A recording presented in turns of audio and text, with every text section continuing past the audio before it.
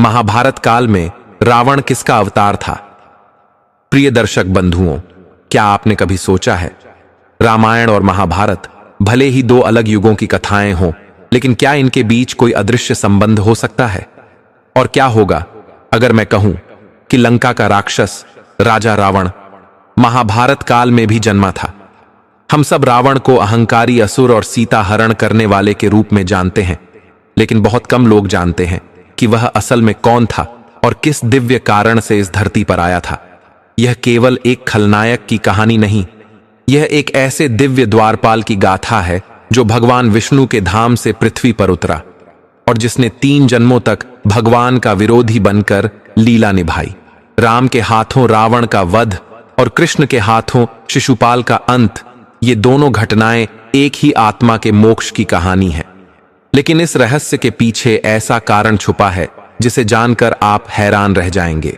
तो आइए हम चलें उस कथा की ओर जो आपको बताएगी कि रावण कौन था, महाभारत में वह किस रूप में लौटा और क्यों भगवान स्वयं उसके वध के लिए अवतरित हुए। प्रिय दर्शक बंधु, इतिहास केवल शिलाओं पर खुदी हुई रेखाएं नहीं है, यह तो युगों की धड़कनों में बहने वाला वह सनातन सत्य है जो हर काल में, हर जन्म में और हर युग में नए स्वरूप में प्रकट होता है। जब जब अधर्म अपनी सीमा लांघता है, जब जब अहंकार आकाश को छूने लगता है, तब तब ईश्वर की योजना से इस धरती पर अद्भुत शक्तियां जन्म लेती हैं, कभी धर्म की रक्षा हेतु तो कभी धर्म की परीक्षा लेने के लिए।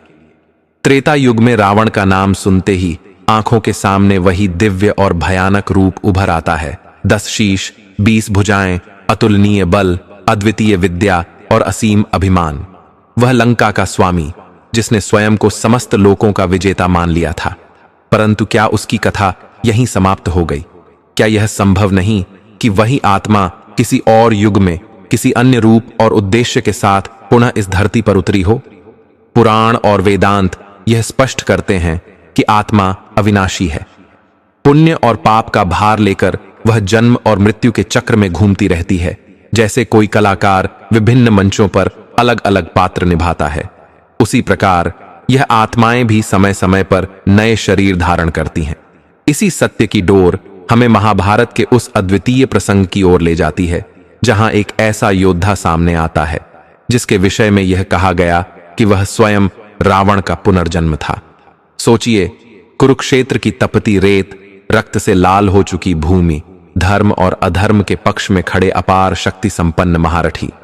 इन्हीं के मध्य वह योद्धा भी था जिसके अंतर्मन में वही ज्वाला, वही अदम्य गर्व और प्रतिशोध की वही प्रचंड अग्नि प्रज्वलित थी जो कभी लंका के अधिपति रावण में थी। यह कथा केवल युद्ध का वर्णन नहीं, बल्कि उन अदृश्य सूत्रों का रहस्य है जो त्रेता युग के रावण को महाभारत काल के उस योद्धा से जोड़ते हैं जिसकी नियति भी अंत में विनाश थी। यह हमें यह स्मरण कराती है कि अधर्म चाहे किसी भी रूप में, किसी भी युग में जन्म ले, उसका अंत निश्चित है। परंतु उसके प्रत्येक अवतार के पीछे जो दिव्य कारण छिपा है, उसे जानना अत्यंत रोचक और गूढ़ है। आज हम उसी रहस्य का पट खोलने जा रहे हैं, यह जानने के लिए कि महाभारत के युग में रावण किस रूप में आया और उसे पुनः इस लोक में अवतरित होने की आवश्यकता क्यों पड़ी। परंतु उससे पूर्व हमें उन घटनाओं, भविष्यवाणियों और शापों की ओर दृष्टि डालनी होगी जिन्होंने युगों को एक सूत्र में बांधकर इतिहास को सनातन धारा में प्रवाहित किया। दर्शक बंधु, इस दिव्य रहस्य के साथ हम पहले एक पावन कथा के माध्यम से रावण की वे 3 अनमोल शिक्षाएं जानेंगे जो उसने समस्त कलयुग के मानव को दी और जिन्हें अपने जीवन में धारण करने वाला मनुष्य कभी दुख का अनुभव नहीं करेगा। तो आइए विलंब किए बिना इस कथा का प्रारंभ करें। गीता में स्पष्ट उल्लेख मिलता है कि जिस प्रकार यज्ञ की आहुति बीच में रोक दी जाए तो वह पुण्य के स्थान पर पाप का कारण बन जाती है, उसी प्रकार यदि कोई धर्म कथा, पवित्र ज्ञान या आध्यात्मिक शिक्षा अधूरी छोड़ दी जाए तो वह न केवल अधूरी रह जाती है बल्कि पाप का कारण बन जाती है। अधूरी कथा मनुष्य को सत्य से वंचित कर देती है। इसीलिए आज जो कथा आपके सम्मुख प्रस्तुत होने जा रही है वह केवल एक साधारण कथा नहीं, बल्कि युगों को जोड़ने वाला दिव्य रहस्य है। यह वह सनातन सत्य है जो आपके विश्वास की नींव को और अधिक दृढ़ कर देगा तथा आपके हृदय में धर्म की ज्योति प्रज्वलित कर देगा। अतः विनम्र प्रार्थना है कि इस कथा को आरंभ से अंत तक पूर्ण श्रद्धा के साथ सुने।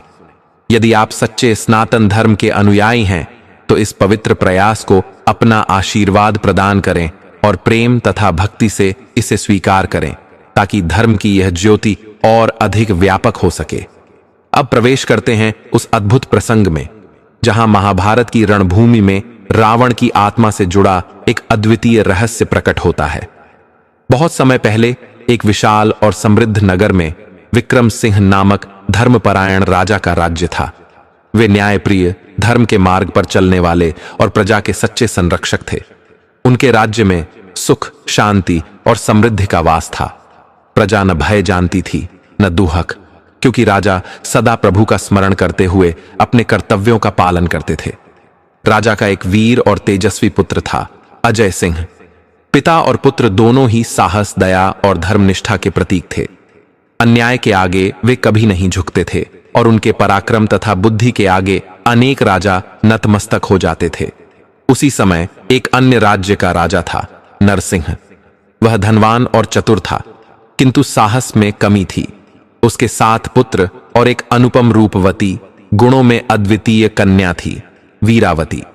उसकी सुंदरता और शील की चर्चा चारों दिशाओं में होती थी। राजा नरसिंह के मन में लालसा उत्पन्न हुई। यदि मैं विक्रम सिंह से संबंध जोड़ लूं तो बिना युद्ध किए उनके राज्य का अधिकार प्राप्त कर सकता हूं। इस विचार से उसने अपने नाई को विवाह का प्रस्ताव लेकर भेजा, क्योंकि उस समय विवाह का संदेश प्रायः नाई या पंडित ही पहुंचाते थे। जब यह प्रस्ताव राजा विक्रम सिंह के पास पहुंचा तो उन्होंने इसे शुभ माना, क्योंकि राजा नरसिंह भी प्रतिष्ठित था और उसकी कन्या सद्गुणों से युक्त थी। अतः विवाह का निर्णय हो गया। किंतु राजा नरसिंह ने कुछ विचित्र शर्तें रखीं। बारात में ठीक 989 व्यक्ति होंगे। सभी के वस्त्र एक ही रंग के होंगे। सभी की आयु समान होगी, या तो सभी बालक या सभी युवा या सभी वृद्ध। सभी की सवारी एक जैसी होगी, या तो 989 घोड़े या 989 हाथी। पगड़ियां भी एक जैसी होंगी। राजा विक्रम सिंह ने विचार किया, बालक विवाह में शोभा नहीं देंगे और वृद्ध किसी संकट में सहायक नहीं होंगे, अतः युवा ही उपयुक्त रहेंगे। उन्होंने शर्त स्वीकार कर ली। 989 वीर जवान गेरुए वस्त्र, समान पगड़ी और घोड़ों पर सवार होकर प्रभु का नाम लेते हुए गाजे बाजे के साथ बारात प्रस्थान कर गई। आधे मार्ग में एक वृद्ध किसान घास काट रहा था। बारात देखकर वह चकित हुआ। बेटा, ये कैसी बारात है? न कोई बालक न कोई वृद्ध, सबके वस्त्र, पगड़ी और सवारी एक जैसी। मैंने ऐसी बारात पहले कभी नहीं देखी। बारातियों ने आदर पूर्वक उत्तर दिया, बाबा, यह राजकुमार अजय सिंह की बारात है। राजा नरसिंह की शर्त के अनुसार 989 लोग आए हैं, सब जवान, एक जैसे वस्त्र और सवारी में। बाबा सुनकर गंभीर हो गए। उनके मन में विचार आया, यह किसी चाल का हिस्सा भी हो सकता है। राजा नरसिंह की मंशा साफ नहीं लगती। उनका हृदय कृतज्ञता से भर गया, क्योंकि राजा विक्रम सिंह ने जीवन भर किसानों की रक्षा की थी। उन्होंने निश्चय किया, मुझे इनके साथ जाना चाहिए। यदि कोई विपत्ति आई तो अपने अनुभव और बुद्धि से मार्ग दिखाऊंगा। उन्होंने बारातियों से कहा, बेटा, यदि कोई संकट आया तो तुम्हें सलाह कौन देगा? तुम्हारे साथ कोई बुजुर्ग नहीं है। बाराती मुस्कुराए और बोले, बाबा, हम तो प्रभु का नाम लेकर अपनी जान भगवान के चरणों में अर्पित करके जा रहे हैं। जिस प्रकार प्रभु की इच्छा के बिना पत्ता भी नहीं हिलता, उसी प्रकार उस समय भी सब कुछ ईश्वर की योजना के अनुसार घटित हो रहा था। बूढ़े बाबा ने प्रेम और दृढ़ता से कहा, नहीं बेटा, मेरी बात मानो। लोगों के पास जो वस्त्र हैं उनसे एक बड़ी झोली बना लो, उसमें मुझे बैठा दो और ऊपर से फूलों की टोकरी रखकर ढक दो। इस तरह मैं तुम्हारे साथ रहूंगा, तुम्हारी रक्षा करूंगा और किसी को पता भी नहीं चलेगा। कुछ बाराती मान गए, कुछ ने मना किया। कोई कह रहा था, बाबा को ले जाना उचित नहीं, तो कोई कह रहा था, बाबा बहुत दुबले पतले और छोटे कद के हैं, लोगों को लगेगा कि घोड़े पर कोई सामान है, किसी को संदेह नहीं होगा। और बाबा की बुद्धि हमारे काम आएगी। अंततः प्रभु की कृपा से बारात रवाना हुई। बाबा को झोले में बिठाकर ऊपर से फूलों से ढक दिया गया। जब बारात राजा नरसिंह के नगर पहुंची तो सभी चकित रह गए। पूरा नगर एक ही रंग में सजा हुआ था। हर घर के द्वार पर मंडप सजे थे। यह पहचानना कठिन था कि राजा नरसिंह का महल कौन सा है।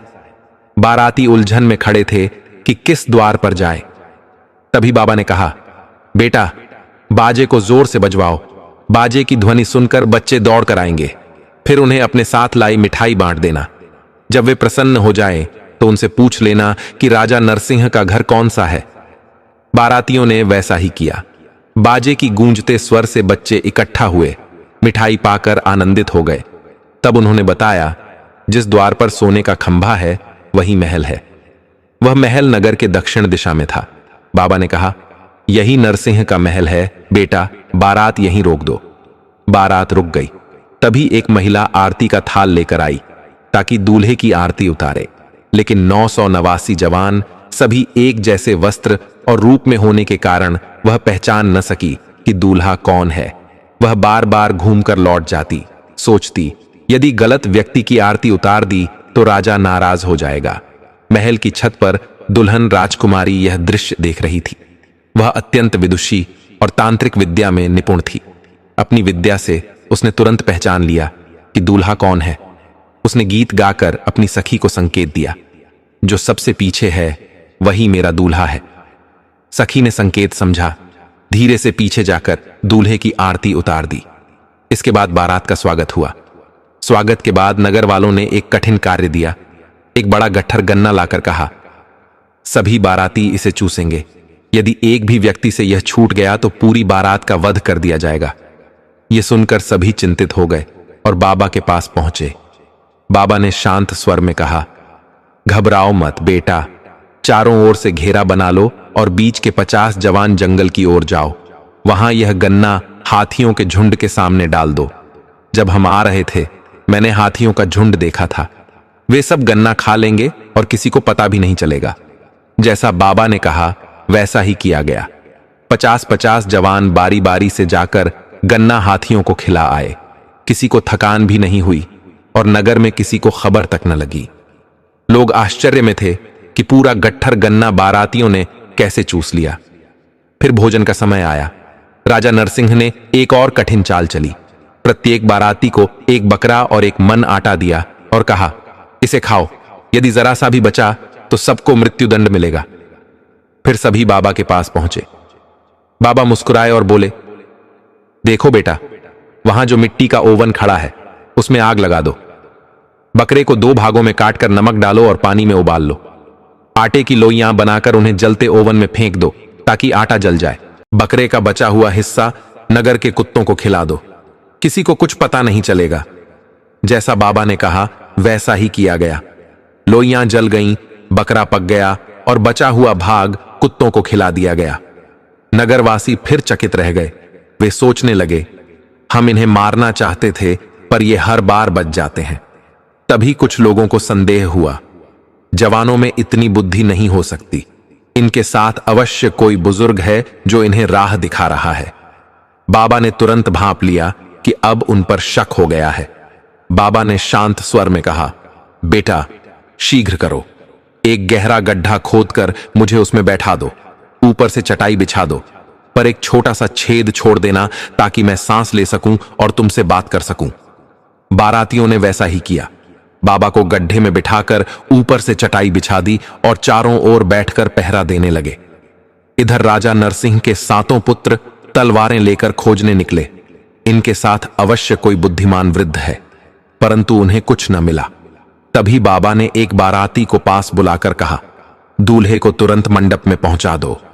राजकुमार अजय सिंह मंडप में पहुंचे और विवाह की सभी विधियां पूर्ण हो गईं। जब तक 7 राजकुमार बाबा को खोजते रहे, विवाह संपन्न हो चुका था। इसके बाद दूल्हा कोहबर में गया। बाबा ने धीरे से कहा, अब तुम लोग यहां से निकल जाओ। विदाई की तैयारी में सबका ध्यान उधर रहेगा। अवसर का लाभ उठाकर अपनी जान बचाओ और लौट जाओ। बारातियों ने पूछा, बाबा लेकिन राजकुमार का क्या होगा? वे तो कोहबर में हैं। बाबा ने निश्चल भाव से कहा, उनका कुछ भी अहित नहीं होगा। 7 फेरे पूरे हो चुके हैं। अब यदि राजा नरसिंह के पुत्र कुछ कहेंगे तो वीरावती अपने पति की रक्षा करेगी। तुम लोग शीघ्र जाओ, वरना षड्यंत्र में फंस जाओगे। बारातियों ने कृतज्ञता से बाबा को प्रणाम किया और चुपचाप नगर छोड़ दिया। तभी बाबा ने गड्ढे के भीतर से ऊंची आवाज लगाई, हमारे यहां प्रथा है कि दूल्हा दुल्हन 9 महीने कोहबर में रहते हैं, तब विदाई होती है। नगरवासियों ने यह सुना और समझे कि बाराती अभी यहीं है। किसी को यह आभास न हुआ कि बाबा गड्ढे में छिपे हैं और बाराती प्रस्थान कर चुके हैं। कुछ ही समय बाद 7 राजकुमार आपस में बोले, दूल्हा यहीं रहेगा, बारातियों को बाद में मार देंगे और बहन से छिपाकर दूल्हे का भी अंत कर देंगे। उधर बाबा ने गड्ढे में रहते हुए प्राण त्याग दिए। अपने स्वामी की भक्ति निभाते हुए उन्होंने सैकड़ों जनों की रक्षा की और स्वयं बलिदान हो गए। जब बाराती अपने नगर लौटे तो उन्होंने राजा विक्रम सिंह को घोड़ा सौंपा और कहा, महाराज, हमारे साथ धोखा हुआ है। राजा ने पूछा, कैसा धोखा? उन्होंने विस्तार से बताया कि किस प्रकार बाबा के कारण वे बच गए, परंतु राजकुमार अजय सिंह कोहबर में रह गए। यह सुनकर राजा विक्रम सिंह के नेत्र क्रोध और दुख से लाल हो उठे, पर मन ही मन प्रभु से प्रार्थना की, मेरा पुत्र प्रतापी है, वह अकेला भी शत्रु का सामना कर सकता है। राजा दिन रात अपने पुत्र के लौटने की प्रतीक्षा करने लगे। उधर राजा नरसिंह और उसके 7 पुत्र अवसर की प्रतीक्षा में थे, कब राजकुमार अजय को मारकर राज्य पर अधिकार कर लें। वे इतने कठोर थे कि अपनी बहन के सुख की भी चिंता न करते। एक दिन उन्होंने योजना बनाई। बोले, जीजा जी, चलिए शिकार खेलने चलते हैं। शिकार के बहाने वे अजय सिंह को जंगल ले गए। वहां घेर कर उन्होंने उनकी हत्या कर दी, पार्थिव शरीर को एक वृक्ष पर टांग दिया और घोड़े लेकर लौट आए। महल में प्रवेश करते समय वे द्वार के पास कुएं के समीप खड़ी वीरावती से मिले। उसने उनके वस्त्रों पर रक्त देखा और पूछा, भैया, यह खून कैसे लगा? वे बोले, शिकार करते समय सिंह का रक्त है, बहन, पानी डालकर वस्त्र धुलवा दो। वीरावती ने कुएं से पानी निकलवाकर वस्त्र धुलवा दिए और कहा, भैया, आपके हाथों पर भी रक्त है, इसे भी धो डालो। उसे क्या झांत था कि यह रक्त उसके पति का है। फिर उसने इधर उधर देखा और पूछा, मेरे पति कहां हैं? वे दिखाई क्यों नहीं दे रहे? 7 भाई मुस्कुराकर बोले, वे सिंह के पीछे आगे चले गए हैं, तुम्हारे लिए सिंह की खाल लाएंगे। रात ढलने लगी। वीरावती का मन व्याकुल हो उठा। वह पुनः बोली, भैया, वे अभी तक नहीं लौटे, कहां छोड़ा उन्हें? इस बार भाई झुंझलाकर बोले, जाओ, स्वयं ढूंढ लो। राजकुमारी का हृदय कांप गया। वह अपने कक्ष में जाकर फूट फूट कर रोने लगी। उसकी आंखों से अश्रुधारा बहने लगी और उसने मन ही मन प्रभु को पुकारा, हे प्रभु, मेरे पति की रक्षा कीजिए। उधर 7 भाई अपने अपने कक्ष में गए और अपनी पत्नियों से कहा, हमने अपने बहनोई का अंत कर दिया है। सबसे छोटे भाई की पत्नी यह सुनते ही सन्न रह गई।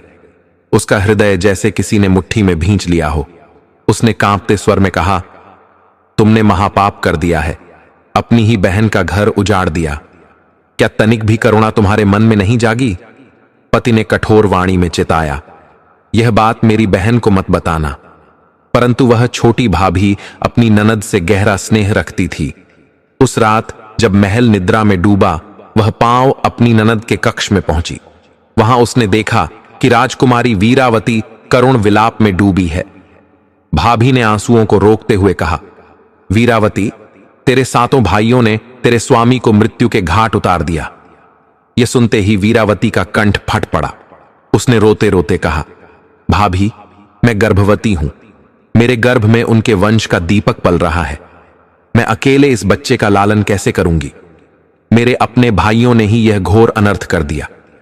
भाभी ने उसे अपने आलिंगन में लेकर धीरे से कहा, वीरावती, अपने वचनों पर संयम रख। यदि तेरे भाइयों को यह झांत हो गया कि तू गर्भवती है, तो वे तेरे गर्भस्थ शिशु का भी अंत कर देंगे। इसीलिए अभी इसी क्षण यहां से प्राण बचाकर निकल जा। इतना कहकर भाभी ने अपने गहनों और स्वर्ण मुद्राओं की एक पोटली बांधी और वीरावती के हाथ में रख दी। साथ ही अपनी विश्वास पात्र दासी को भी उसके साथ भेजा। दासी को गहने देकर कहा, इसे इसकी ससुराल पहुंचा देना और स्वयं किसी निकट के ग्राम में अपना निवास बना लेना। वीरावती ने भाभी को नम आंखों से प्रणाम किया और चुपचाप निकल पड़ी। दासी ने उसे अपने वस्त्र पहना दिए और अपनी पुत्री बनाकर महल के द्वार से बाहर ले गई। पहरेदारों को तनिक भी संशय न हुआ, क्योंकि वह साधारण सेविका जैसी दिख रही थी। महल से बाहर आते ही वीरावती ने धीमे स्वर में कहा, मुझे पहले उस वन में जाना है जहां मेरे भाइयों ने मेरे स्वामी का वध किया। दोनों अश्वारूढ़ होकर वन में पहुंची। वहां वीरावती ने देखा उसके प्रिय पति का निष्प्राण शरीर वृक्ष से लटक रहा है। उसकी आंखों से आंसुओं की धारा बह निकली। दासी की सहायता से उसने पति के शरीर को उतारा और भूमि पर बैठकर विलाप करने लगी। हे प्रभु, यह मेरे साथ कैसा अन्याय हुआ, मेरे जीवन का सहारा क्यों छीन लिया। दासी ने करुण स्वर में कहा, देवी, संभव है तेरे भाइयों को झात हो गया हो कि तू महल छोड़ चुकी है। वे तुझे ढूंढ रहे होंगे। हमें शीघ्र यहां से जाना चाहिए। यह सुनकर वीरावती ने मन को स्थिर किया। उसे स्मरण हुआ कि उसे दिव्य साधनाएं और सिद्धियां प्राप्त हैं। वह भूमि पर पद्मासन लगाकर ध्यानमग्न हो गई। ध्यान की गहनता में उसे अनुभव हुआ कि उसके पति की मृत्यु अकाल है और उनके जीवन का समय अभी शेष है। ये जानकर उसके अंतःकरण में आशा का दीप प्रज्वलित हुआ। अपने पवित्र मंत्रों के प्रभाव से उसने वहीं एक झोपड़ी प्रकट की। पति के शरीर को उसमें रखकर ऐसे अभिमंत्रित किया कि कोई वन्य जीव उस देह को क्षति न पहुंचा सके। इसके पश्चात वह दासी के साथ अश्व पर आरूढ़ होकर वहां से प्रस्थान कर गई। दासी ने उसे सुरक्षित राजा विक्रम सिंह के राज्य में पहुंचा दिया और स्वयं लौट गई। राजा ने अपनी बहू को देखते ही अश्रुपूरित नेत्रों से उसे गले लगाया। रानी भी विलाप करने लगी। व्याकुल होकर उन्होंने पूछा, बेटी, हमारे पुत्र का क्या समाचार है। वीरावती ने संपूर्ण दुखद कथा सुनाई। राजा और रानी शोक में डूब गए, किंतु यह जानकर कि उनकी बहू गर्भवती है, उनके मन में संतोष की एक किरण जागी। कालांतर में रानी ने एक सुंदर पुत्र को जन्म दिया, कुंवर विजय सिंह। वे प्रतिदिन एक जौ के बराबर लंबे और बलवान होते गए। मात्र 6 वर्ष की आयु में ही वे अद्भुत बुद्धि और अद्वितीय पराक्रम के धनी बन गए। नगर के बालकों के साथ खेलते समय उनकी शक्ति देखकर अन्य बालक चकित रह जाते। गिल्ली डंडा खेलते हुए उनकी चोट से गिल्ली इतनी दूर चली जाती कि कभी कभी खो जाती। इस पर बालक कह बैठते, तुम्हारी वजह से गिल्ली खो जाती है। और कभी कभी कठोर वचन भी बोलते, तेरा तो पिता भी नहीं है, तू बिन बाप का है। प्रारंभ में विजय सिंह मौन रह जाते, किंतु एक दिन ये शब्द उनके कोमल हृदय में गहरे उतर गए। वे सीधे अपने दादा दादी के पास पहुंचे और बोले, मुझे सब बच्चे कहते हैं कि मैं बिन पिता का हूं। मैं अपने पिताश्री के विषय में जानना चाहता हूं। दादा दादी ने स्नेहपूर्वक कहा, बेटा, अभी तुम छोटे हो, समय आने पर हम स्वयं सब बताएंगे। परंतु विजय सिंह का मन शांत न हुआ। वे एकांत में रहने लगे। माता वीरावती ने जब अपने पुत्र की व्याकुलता देखी तो कहा, पुत्र, यदि तुम अपने पिताश्री का रहस्य जानना चाहते हो तो तुम्हें असाधारण साहस और सामर्थ्य प्राप्त करनी होगी। वह दिन भी आया जब विजय सिंह ने घुड़सवारी, तलवारबाजी, तीरंदाजी और राजनीति की गहन शिक्षा प्राप्त करना प्रारंभ कर दिया। समय बीतता गया और 12 वर्ष की आयु में वह एक बलिष्ठ और सुदृढ़ युवक के रूप में उभरने लगे। एक दिन उन्होंने अपनी मां से दृढ़ स्वर में कहा, मां, अब तो मुझे यह बता दीजिए कि मेरे पिता कौन थे और उनके साथ क्या हुआ। वीरावती, जो लंबे समय से मौन थी, अंततः अपने पुत्र के सामने हार मान गई और उन्होंने पूरी सच्चाई उगल दी। उन्होंने बताया कि कैसे उनके मामा ने षड्यंत्र रचकर उनके पति राजकुमार अजय सिंह की हत्या कर दी थी। किस प्रकार 7 भाइयों ने मिलकर उन्हें घेर कर अकेले में मार डाला और फिर एक दासी की मदद से उन्होंने अपने गर्भ में पल रहे बच्चे की जान बचाई। यह सुनकर विजय सिंह का चेहरा क्रोध से लाल हो गया। उनके शरीर की सारी ताकत उभर आई, भुजाएं तन गईं और मुट्ठियां कस गईं। उन्होंने कहा, मां, मैं अपने पिता की मृत्यु का बदला अवश्य लूंगा। मैं ननिहाल जाऊंगा और अपने मामा को मृत्यु दंड देकर ही लौटूंगा। इस पर सबने उन्हें समझाने की बहुत कोशिश की, लेकिन वे अडिग रहे। उन्होंने अपने पिता का वही घोड़ा लिया जो बचपन से उनका साथी था। घोड़े पर सवार होकर उन्होंने ऐड मारी और घोड़ा मानो हवा से बातें करने लगा। कुछ ही समय में वह सीधे राजा नरसिंह के महल के द्वार पर पहुंच गए। महल के दरबारी ने भीतर जाकर सूचना दी, महाराज, एक बालक आया है। वह कहता है, मैं राजा विक्रम सिंह का पोता और अजय सिंह का पुत्र हूं। यह सुनते ही महल में हलचल मच गई। सभी लोग हैरान रह गए कि इतना छोटा बालक यहां कैसे पहुंच गया। वे आपस में सोचने लगे कि जरूर इस बालक में उनकी बहन की तपस्या की शक्ति है, क्योंकि जादुई विद्या तो वह जानती ही थी। इस बालक को ऐसे ही छोड़ना मुमकिन नहीं था। राजा नरसिंह और उनके दरबारी विजय सिंह को मारने की योजना बनाने लगे। यह सब इस कारण था कि उनके मन में अजय सिंह की हत्या का पाप था। उसी पाप के कारण उनके राज्य में विपत्ति का सामना हो रहा था। धन धान्य धीरे धीरे समाप्त हो रहा था और राजा नरसिंह भी रोगों से ग्रस्त होकर बिस्तर पर पड़े थे। उनके दुराचारी बेटे अब भी लालच में डूबे हुए थे। विक्रम सिंह का राज्य हड़पने की उनकी इच्छा अब भी जीवित थी। इसी लालच में उन्होंने अजय सिंह की हत्या का षड्यंत्र रचा था, परंतु विजय सिंह की हत्या की योजना को छोटी मामी ने स्वीकार नहीं किया। वह जानती थी कि बहनोई की हत्या का पाप महल को कैसे बर्बाद कर चुका था। उसने महल में मुरझाते वैभव को देखा था और अब वह एक और मासूम बालक के प्राण नहीं लेना चाहती थी। उसने कहा, ऐसा मत करो, बच्चे को समझाकर वापस भेज दो। लेकिन मामा ने क्रोधित होकर कहा, अगर तुमने ज्यादा दखल दी तो तुम्हारी भी हत्या कर दी जाएगी। छोटी मामी चुपचाप हट गई और महल के उस कोने में चली गई जहां से एक अजीब सी गूंजने वाली आवाज आ रही थी। वह जानती थी कि जो भी जादुई विद्या जानता है वह इस आवाज को पहचान सकता था। वह मन ही मन सोचने लगी, यदि यह बालक सच में वीरावती का बेटा है तो उसका भाग्य निश्चित रूप से उसे महान बना देगा। तो यह मेरी बात अवश्य सुनेगा और मेरे भाव को समझ जाएगा। यही सोचकर वह धीरे धीरे उस कक्ष की ओर बढ़ी जहां कभी कुंवर विजय सिंह की जननी पूज्या वीरावती ठहरा करती थी। उधर महल के भीतर सातों मामा आपस में बैठकर अपने भांजे के वध का कुटिल षड्यंत्र रच रहे थे, किंतु बाहर से ऐसा दिखा रहे थे मानो वे अपने भांजे पर असीम स्नेह बरसा रहे हों और उसका आदर सत्कार कर रहे हों।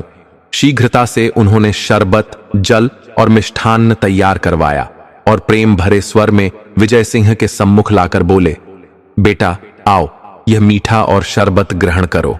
उसी क्षण विजय सिंह के कानों में एक रहस्यमय चेतावनी भरी वाणी गूंजी, रुको, ठहरो, हे वीर बालक, सोच समझकर कदम बढ़ाना।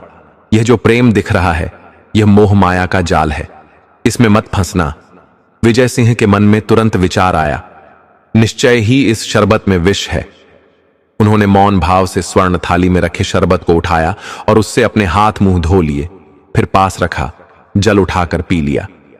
यह देख सातों मामा चौंक उठे। अरे बेटा, ये क्या किया?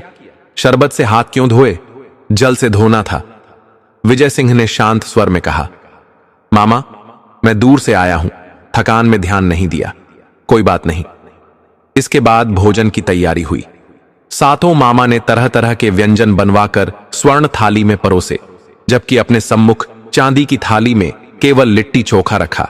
जैसे ही सब लोग खाने बैठे, फिर वही दैवीय वाणी विजय सिंह के कानों में आई, रुक जाओ, हे वीर, हाथ मत लगाना, हर कदम पर षड्यंत्र है, सावधान रहना। विजय सिंह समझ गए यह भोजन भी विष से भरा है। उन्होंने बिना संकोच स्वर्ण थाली को एक ओर सरका दिया और मामा की चांदी की थाली में रखी लिट्टी चोखा उठाकर खाने लगे। मामा ने आश्चर्य से कहा, अरे बेटा, तुम तो हमारे भांजे हो और भांजा तो ब्राह्मण के समान पूज्य होता है, उसे तो भगवान का दर्जा दिया जाता है। तुम्हारे लिए विशेष थाली सजवाई थी। विजय सिंह ने विनम्र स्वर में उत्तर दिया, नहीं मामा, आप लोग ही यह व्यंजन ग्रहण करें, मुझे तो यह लिट्टी चोखा ही प्रिय है, मैं यही खाऊंगा। इतना कहकर उन्होंने संतोषपूर्वक भोजन कर लिया। उधर छोटी मामी हालचाल पूछने के बहाने उन्हें बातों में उलझाए रही, जबकि सातों मामा भीतर ही भीतर तलवारें संभालकर उनके वध की तैयारी करने लगे। तभी उनके कानों में वही करुण पुकार गूंजी, बहनोई को मारने चले हो? कैसी यह हत्या रचाई? भांजे के वध को मामा ने तलवार सजाई, पूरब दिशा में खुली है खिड़की, लीजिए, प्राण बचाइए। यह सुनते ही विजय सिंह ने पूरब की ओर देखा। वहां एक खिड़की खुली थी। वे तुरंत दौड़े, खिड़की पर खड़े हुए और सीटी बजाई। सीटी की ध्वनि सुनते ही उनका घोड़ा खिड़की के नीचे आ खड़ा हुआ। वे फुर्ती से खिड़की से कूदे और घोड़े पर सवार हो गए। उन्होंने पहले ही अपने घोड़े की पूंछ में एक तेज धार वाली तलवार बांध रखी थी। इतने में सातों मामा तलवारें लेकर आ गए और पंक्ति में खड़े हो गए ताकि अपने भांजे का वध कर सकें। विजय सिंह ने घोड़े को दौड़ाया। घोड़ा पूंछ उठाकर ऐसा घूमा कि उसकी पूंछ में बंधी तलवार ने एक एक करके 6 मामाओं के सिर धड़ से अलग कर दिए। जब 7वें मामा की बारी आई, तभी 7वीं मामी दौड़कर विजय सिंह के चरणों में गिर पड़ी और करुण स्वर में बोली, इन पापियों को उनके पाप का दंड मिल चुका है, अब इसे यहीं समाप्त कीजिए। देखो, इनके माता पिता अंधे और रोगग्रस्त हो गए हैं। इनमें से किसी का वंश भी आगे नहीं बढ़ा। कृपा कर मेरे पति को क्षमा कर दो। यह सुनकर कुंवर विजय सिंह के हृदय में अपनी मामी के लिए करुणा उमड़ पड़ी। वे सोचने लगे, मेरे यहां आने पर इन्हीं मामी ने मेरी सहायता की थी। अतः उन्होंने अपनी मामी के आग्रह पर उस निर्दयी मामा को क्षमा कर दिया और कहा, मुझे वहां ले चलो जहां आपने मेरे पिता को मारा था। छोटे मामा उन्हें उसी वन में ले गए जहां अजय सिंह और उनके घोड़े की हत्या हुई थी। वहां पहुंचकर विजय सिंह ने एक झोपड़ी देखी। उन्होंने आंखें बंद कर ध्यान लगाया और जान लिया कि यह वही झोपड़ी है जो उनकी माता ने बनाई थी, जिसमें उनके पिता का मृत शरीर सुरक्षित रखा गया था। विजय सिंह झोपड़ी में गए। उन्होंने अपने पिता की अस्थियों को एकत्र किया और अपनी कनिष्ठ उंगली को चीरकर उसमें से निकला अमृतमय रक्त अपने पिता के ऊपर छिड़क दिया। यह अमृत उनकी माता की दिव्य शक्ति से प्राप्त था। अमृत के स्पर्श से अजय सिंह जीवित हो उठे। उन्होंने आश्चर्य से पूछा, तुम कौन हो पुत्र? विजय सिंह ने भावभीने स्वर में कहा, मैं विक्रम सिंह का पोता और आपका पुत्र विजय सिंह हूं। पिता और पुत्र गले लग गए। दोनों अपने राज्य लौट आए। महाराजा विक्रम सिंह, जो पुत्र और पोते के वियोग में जीवित मृतक जैसे हो गए थे, उन्हें देखते ही आनंद से झूम उठे। वृद्धावस्था में भी उनके भीतर नई शक्ति का संचार हो गया।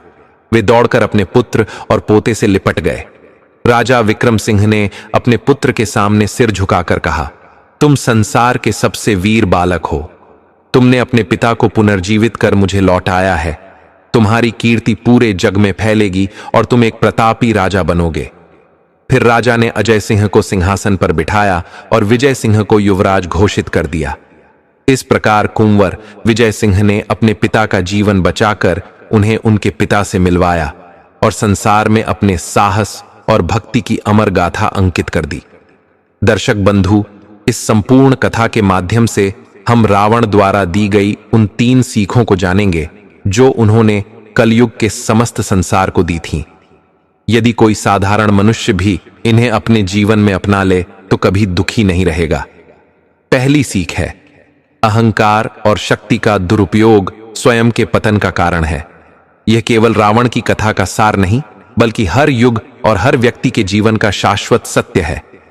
रामायण में रावण का चरित्र जितना बलशाली और तेजस्वी था, उतना ही उसका पतन भी भयानक था। रावण कोई साधारण राक्षस नहीं था। वह विद्वान था, दशानन था, अर्थात 10 दिशाओं का ज्ञान रखने वाला। उसने वेद पुराणों का अध्ययन किया, शास्त्रों का गहन ज्ञान प्राप्त किया और वर्षों तक तप कर भगवान शिव से अद्वितीय वरदान पाए। वह शिव का परम भक्त था, इतना कि अपने शरीर के अंग काट काट कर भी उसने भगवान शिव को प्रसन्न किया। लंका उसकी शक्ति और वैभव का प्रतीक थी। सोने की नगरी, अपार सेना, असीम खजाना। देवता भी उसके सामने आने से भयभीत होते थे। उसके पास विद्या भी थी, धन भी, अपार बल भी और विशाल साम्राज्य भी। परंतु इन सब के बीच उसके भीतर एक अदृश्य रोग पनप रहा था, अहंकार। अहंकार चुपचाप हृदय में प्रवेश करता है। प्रारंभ में यह आत्मविश्वास जैसा लगता है, मैं योग्य हूं, मैं कर सकता हूं, मैं सबसे श्रेष्ठ हूं। परंतु जब यह आत्मविश्वास धर्म और विनम्रता से अलग हो जाता है तो यह अहंकार बनकर जन्म लेता है। रावण के साथ भी यही हुआ।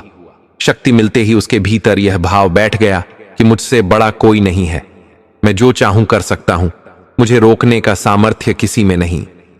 यही अहंकार उसके निर्णयों पर हावी हो गया। जब उसने माता सीता का हरण किया तो यह केवल एक स्त्री को पाने की इच्छा नहीं थी, बल्कि उसके अहंकार की चरम सीमा थी।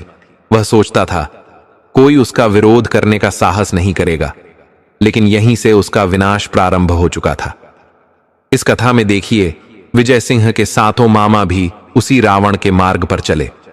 उनके पास सत्ता थी, परिवार में स्थान था, भाई बहन के रिश्ते का मान था और शक्ति भी। परंतु जैसे रावण ने अपनी शक्ति का उपयोग धर्म की रक्षा के बजाय अधर्म के लिए किया, वैसे ही उन्होंने भी अपने सामर्थ्य का प्रयोग अपने ही बहनोई अजय सिंह की हत्या के लिए किया। एक राजा का धर्म है अपने राज्य, अपने परिवार और अपने लोगों की रक्षा करना। परंतु जब अहंकार मन को अंधा कर देता है तो मनुष्य अपने ही सगे संबंधियों का रक्त बहाने से भी नहीं हिचकता। अहंकार ऐसा नशा है जो विवेक को शून्य कर देता है।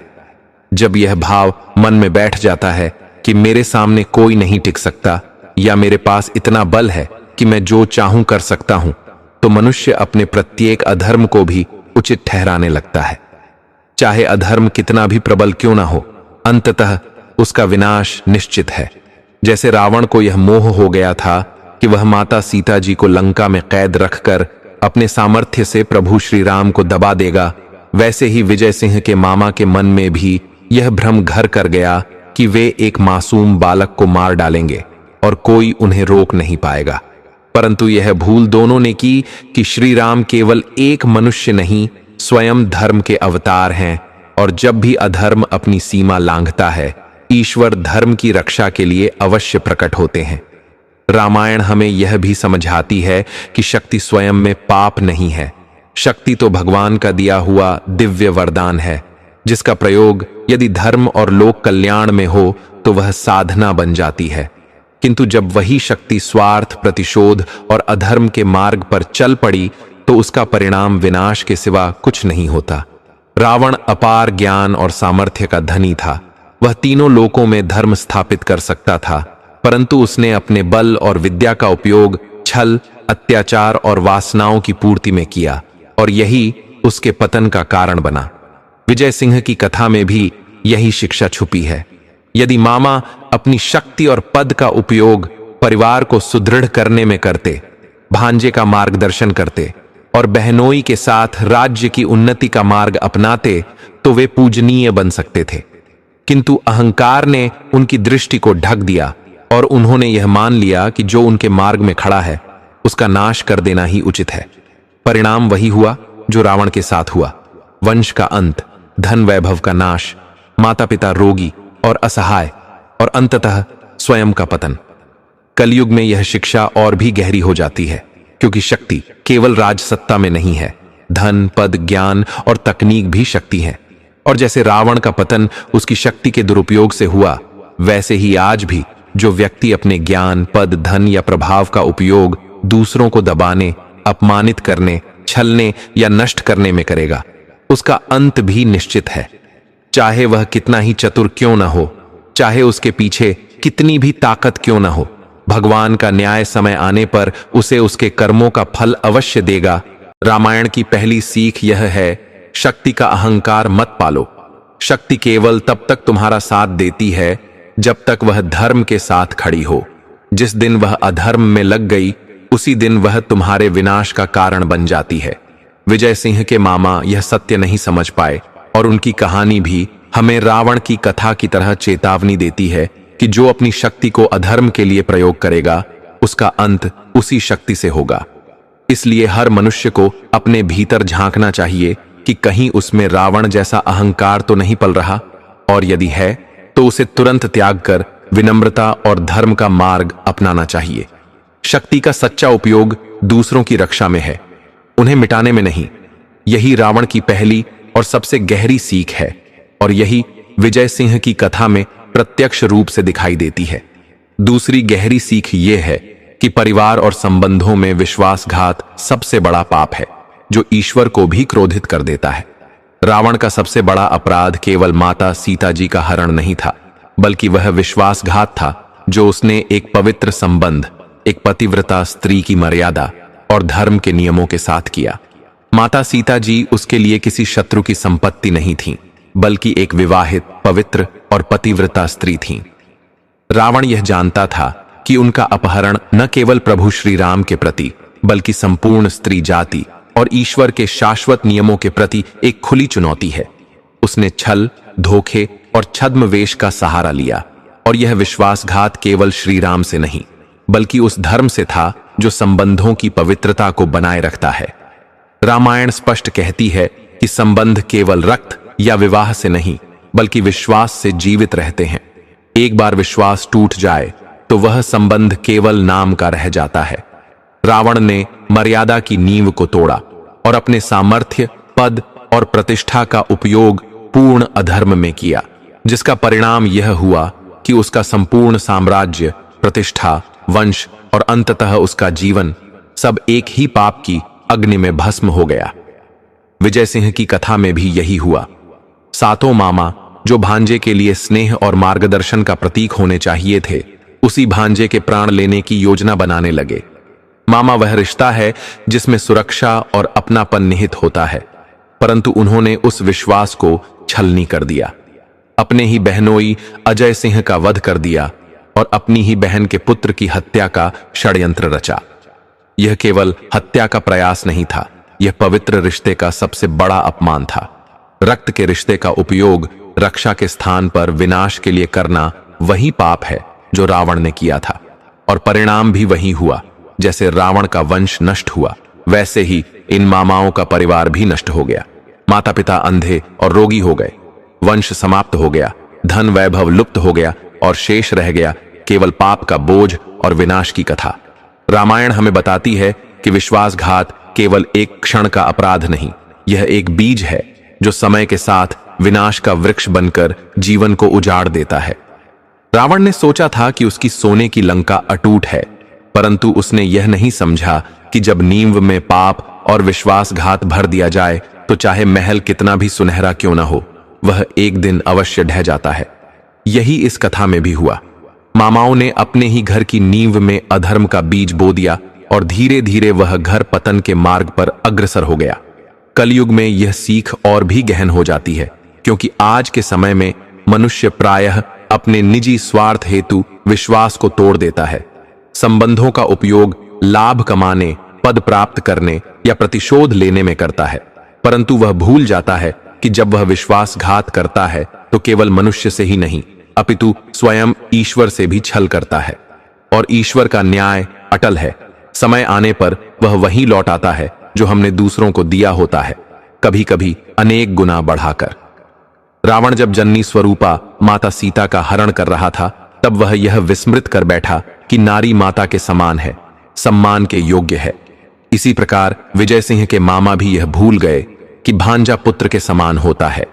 जब कोई अपने ही घर के सदस्य के साथ छल करता है तो वह केवल एक संबंध को नहीं तोड़ता, बल्कि उस घर में बसने वाली शांति और लक्ष्मी को भी विदा कर देता है। विश्वास एक अदृश्य धागा है, न दिखाई देता है, न तोला जा सकता है, परंतु यही प्रत्येक संबंध को बांध कर रखता है। जैसे ही यह धागा टूटता है, संबंध बिखर जाते हैं। रावण के लिए वह धागा श्री राम की मर्यादा थी, जिसे उसने अपने अहंकार और वासना में तोड़ डाला। मामाओं के लिए वह धागा अपने बहनोई और भांजे का स्नेह था, जिसे उन्होंने लोभ और ईर्ष्या में काट डाला। कलयुग में जब स्वार्थ, ईर्ष्या और प्रतिस्पर्धा बढ़ रही है, यह शिक्षा हमें चेताती है, अपने संबंधों में विश्वास बनाए रखो, और यदि कटुता या विवाद हो भी जाए तो उसे संवाद, धैर्य और क्षमा से सुलझाओ, न कि छल और विश्वासघात से। क्योंकि विश्वासघात की कीमत केवल एक संबंध का खोना नहीं है, बल्कि उस ईश्वरीय कृपा का खोना है जो जीवन की रक्षा करती है। सातों मामाओं का अंत यही सिद्ध करता है कि विश्वासघात से भरा जीवन, चाहे वह कितनी भी शक्ति, धन या मान सम्मान से घिरा हो, अंततः विनाश और एकाकीपन में समाप्त होता है। रावण का स्वर्णमयी लंका और मामाओं के महल दोनों ही विश्वासघात की नींव पर खड़े थे और अंत में ढह गए। इसीलिए रावण की यह शिक्षा हर युग के लिए अमर है। विश्वासघात मत करो, विशेषकर अपने ही संबंधों में, क्योंकि जब आप अपने ही घर के विश्वास को तोड़ते हैं तो अपनी जीवन नींव को हिला देते हैं, और जो नींव हिल जाए उस घर को कोई नहीं बचा सकता, चाहे वह घर हो या साम्राज्य। धर्म, साहस और संयम से ही प्रतिशोध की ज्वाला को विजय के दीप में परिवर्तित किया जा सकता है। यह रामायण का पवित्रतम संदेश है, और यह कथा इसके प्रत्येक मोड़ पर जीवंत हो उठती है। जब रावण ने माता सीता का हरण किया, श्री राम के पास तत्काल लंका पर चढ़ाई करने का सामर्थ्य था। पराक्रमी भ्राता लक्ष्मण, अद्वितीय भक्त हनुमान और वानर सेना उनके साथ थी। फिर भी उन्होंने क्रोध और उतावले प्रतिशोध का मार्ग नहीं अपनाया। उन्होंने संयम रखा, पहले दूत भेजे, रावण को समझाया, अवसर दिया कि वह अपनी भूल स्वीकार कर माता सीता को लौटा दे। यही संयम उनके प्रतिकार को केवल व्यक्तिगत बदला न बनाकर धर्म की स्थापना का कार्य बना गया। उनका युद्ध केवल रावण से नहीं, बल्कि अधर्म, अन्याय और अहंकार से था, और उनकी विजय केवल विजय न होकर विजयादशमी बन गई, युगों युगों तक धर्म की जीत का प्रतीक। विजय सिंह का जीवन भी प्रतिशोध से भरा था। पिता की हत्या की सच्चाई ने उनके बाल मन को झकझोर दिया था। सातों मामा हत्यारे थे, परंतु उन्होंने भी अपने प्रतिकार को केवल क्रोध की प्रतिक्रिया न बनने दिया। पहले स्वयं को सक्षम बनाया, घुड़सवारी, तलवारबाजी, तीरंदाजी, राजनीति और रणनीति का ज्ञान अर्जित किया। वे जानते थे कि प्रतिकार धर्म के साथ और पूर्ण तैयारी से ही उचित है। यही अंतर धर्मयुक्त प्रतिकार को पाप से अलग करता है। क्रोध में किया गया प्रतिशोध हमें उसी अधर्म की श्रेणी में खड़ा कर देता है जिसके विरोध में हम हैं, परंतु संयम के साथ किया गया प्रतिकार हमें धर्म के पक्ष में खड़ा करता है। विजय सिंह ने कई बार मामा को मारने का अवसर देखा, परंतु जब सातवीं मामी ने दया की याचना की और उनके भले कार्य का स्मरण कराया तो उन्होंने क्षमा कर दिया। यह केवल भावुकता नहीं, बल्कि धर्म का पालन था। जिसने आपके जीवन में भलाई की हो, उसकी अच्छाई को न्याय करते समय न भूलो। यही भाव श्री राम के चरित्र में भी प्रकट होता है। दर्शक बंधु, भगवान श्री राम की असीम करुणा का एक अद्भुत उदाहरण है। उन्होंने रावण के भाई विभीषण को शरण दी जबकि वह लंका से आया था। श्री राम ने यह नहीं देखा कि वह रावण का रक्त संबंधी है, उन्होंने केवल यह देखा कि विभीषण धर्म के पक्ष में है। इसी प्रकार विजय सिंह ने भी यह देखा कि उनकी मामी ने उनके आने पर उनकी सहायता की थी, और इसी कारण उन्होंने उस मामा का प्राण नहीं लिया। कलयुग के लिए यह शिक्षा अत्यंत आवश्यक है। आज के समय में जब कोई हमें धोखा देता है या हमारे साथ अन्याय करता है, तो हमारी पहली प्रवृत्ति होती है कि हम तुरंत बदला लें, और ऐसा बदला लें कि सामने वाला समाप्त हो जाए। लेकिन धर्म यही कहता है कि किसी को नष्ट करना ही प्रतिकार नहीं है। प्रतिकार तब पूर्ण होता है जब वह न्याय और विवेक के साथ किया जाए। यदि आपके प्रतिकार से कोई निर्दोष पीड़ित होता है तो वह धर्म नहीं, बल्कि एक और अन्याय है। इस कथा में विजय सिंह ने अपने पिता की हत्या का प्रतिशोध लिया, लेकिन यह प्रतिशोध केवल व्यक्तिगत क्रोध से प्रेरित नहीं था।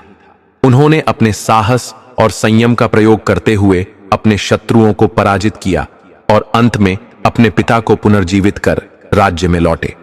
यह केवल बदले की कहानी नहीं, बल्कि धर्म की विजय की कहानी है, क्योंकि इसमें प्रतिकार के साथ क्षमा भी है और साहस के साथ संयम भी।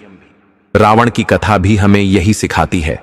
जब तक प्रतिकार में धर्म, संयम और विवेक नहीं होगा, तब तक वह प्रतिकार हमें महान नहीं बना सकता। श्री राम का रावण वध इसलिए पूजनीय है क्योंकि वह केवल वध नहीं था, बल्कि धर्म की स्थापना थी। कलयुग में जब लोग बदले को शक्ति का प्रदर्शन मानते हैं, तब यह शिक्षा हमें याद दिलाती है कि सच्चा बल उस समय दिखता है जब आप प्रतिकार में भी अपने धर्म का पालन करते हैं। विजय सिंह ने यह सिद्ध किया कि प्रतिशोध की आग को धर्म के दीपक में बदलकर ही वास्तविक विजय प्राप्त की जा सकती है। इसलिए रावण की तीसरी सीख हर युग के मनुष्य के लिए यही है: साहस रखो पर संयम भी रखो। अन्याय का प्रतिकार करो पर धर्म की मर्यादा में रहकर करो, और जहां संभव हो वहां क्षमा का हाथ भी बढ़ाओ। यही वह मार्ग है जो बदले की आग को विजय के प्रकाश में बदल देता है, और यही वह मार्ग है जो आपको केवल विजेता नहीं बल्कि धर्मवीर बनाता है। दर्शक बंधु, अभी यह कथा यहीं समाप्त नहीं होती। अब हम जानेंगे कि महाभारत काल में रावण किसका अवतार था। कहा जाता है कि इस सृष्टि में जो कुछ घटित होता है उसका कोई न कोई गहरा रहस्य अवश्य होता है। महाभारत और रामायण भले ही अलग युगों की कथाएं हों, परंतु इन दोनों को अदृश्य रूप से जोड़ने वाले धागे हैं जिन्हें केवल वेदांत और पुराणों के ज्ञानी ही देख पाते हैं। रावण को हम लंका का राजा, बलशाली, विद्वान, शिवभक्त और अहंकारी असुर के रूप में जानते हैं, जिसने माता सीता का हरण किया और श्री राम के हाथों अपने अंत को प्राप्त हुआ। लेकिन यह कथा यहीं समाप्त नहीं होती। पुराणों में उल्लेख है कि रावण केवल एक राक्षस राजा नहीं था, बल्कि वह एक दिव्य सत्ता का अवतार था, जिसे एक विशेष कारण से धरती पर जन्म लेना पड़ा। वह असल में भगवान विष्णु के धाम वैकुंठ का द्वारपाल था, जिसका नाम था जय। उसका दूसरा साथी विजय था। दोनों सदा भगवान के चरणों में खड़े होकर सेवा करते थे।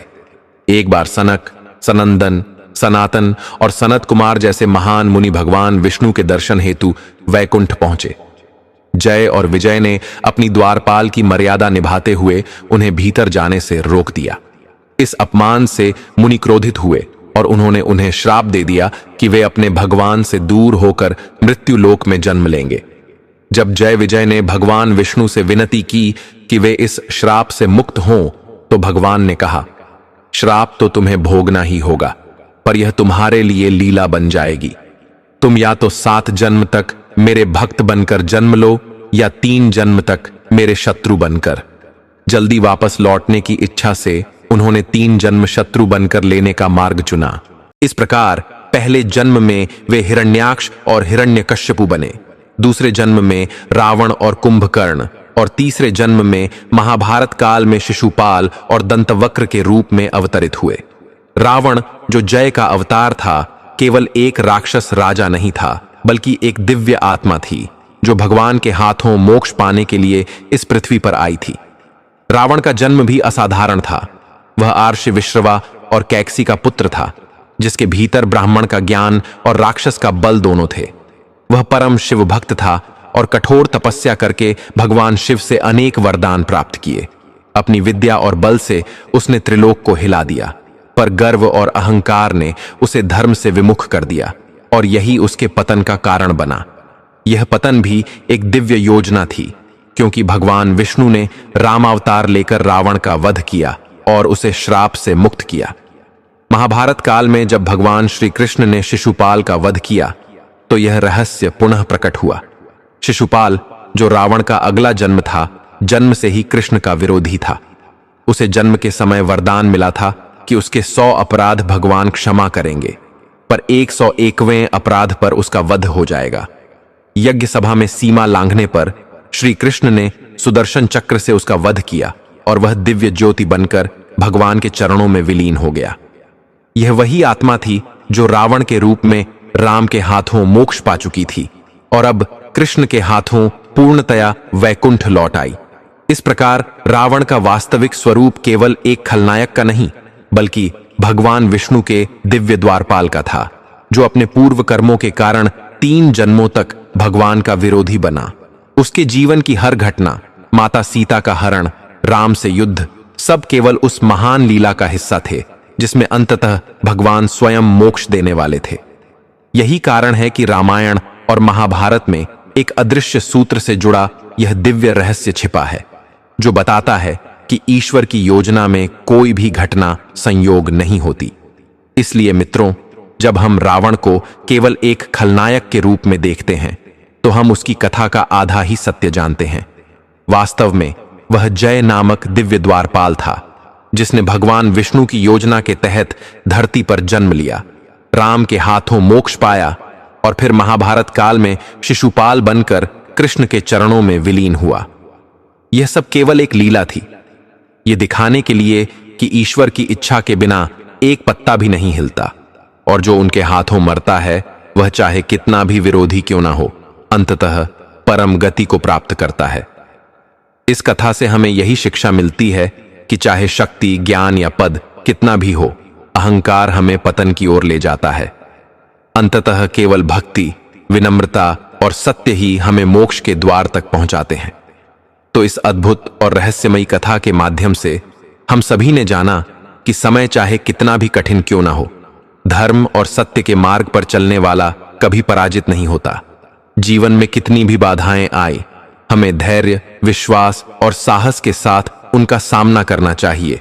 प्रिय दर्शक बंधु, यदि यह कथा आपके हृदय को छू गई हो तो इसे अपने मित्रों और परिवार के साथ अवश्य साझा करें, ताकि यह प्रेरणा अधिक से अधिक लोगों तक पहुंचे। आपका एक छोटा सा प्रयास किसी के जीवन में प्रकाश फैला सकता है। हमारे चैनल बजर चैलेंज को सब्सक्राइब करें और इस वीडियो को लाइक कर हमें अपना आशीर्वाद दें, ताकि हम आपको ऐसी और भी प्रेरणादायक, रहस्यमयी और आध्यात्मिक कहानियां सुना सकें। हर हर महादेव।